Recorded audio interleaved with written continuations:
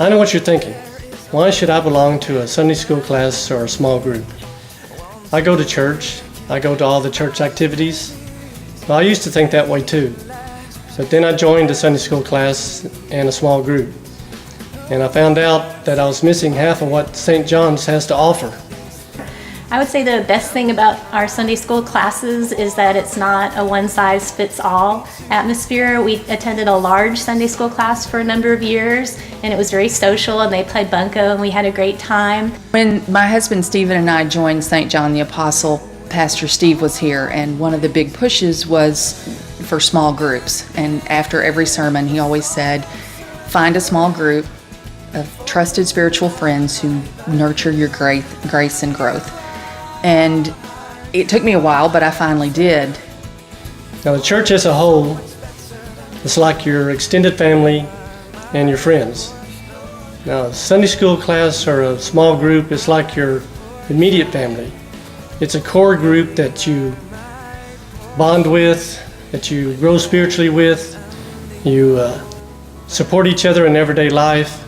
You celebrate your joys together.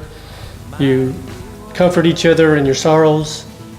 You're missing a lot if you don't belong to one of these groups. Right now we're going to a smaller Sunday school class. It's only about 5 or 6 people.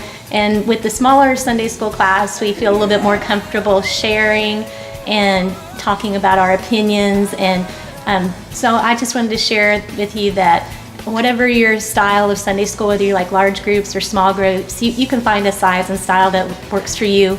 I've also learned that Vince Formagus went to seminary and how to play bunco, so it's been a lot of fun too. Thanks. I've enjoyed my small group. They're always there for me, but most especially this year, my husband Stephen in May had an infection in his knee, but it was from an artificial knee.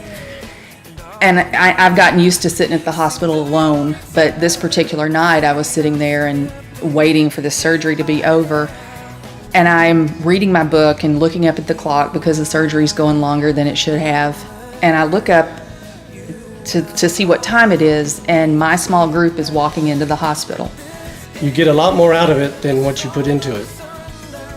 I'm a member of several small groups, but I wanted to talk specifically about the men's fire pit.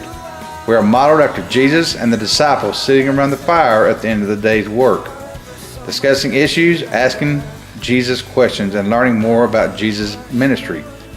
And they all come in and they sit with me for the rest of the time till the doctor comes out, and they sit there through that whole speech and until I can go back to see them in recovery. And quite honestly, I don't know what I would have done had they not been there. It was not good news. It was the worst possible news that we could get at that point. And they've been there through all of that. We are a group of men that meet once a month and sit around the fire pit in the back and discuss men's issues and learn more about Jesus, with Mark leading the meetings. It's important to me because I get to hear how other men feel about different issues, get differing opinions, and learn about how to live more like Jesus. I wore this shirt today because this is my favorite St. John's shirt.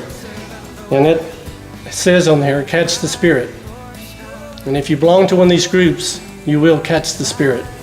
2 days later, someone showed up with enough food to feed my kids while I ran back and forth to the hospital for a week. And that group means everything to me. I know that I could call any one of them at any time and they'd be there. And I think that it's important for all of us to find that group that takes care of us, spiritually, physically, emotionally. I think that's important.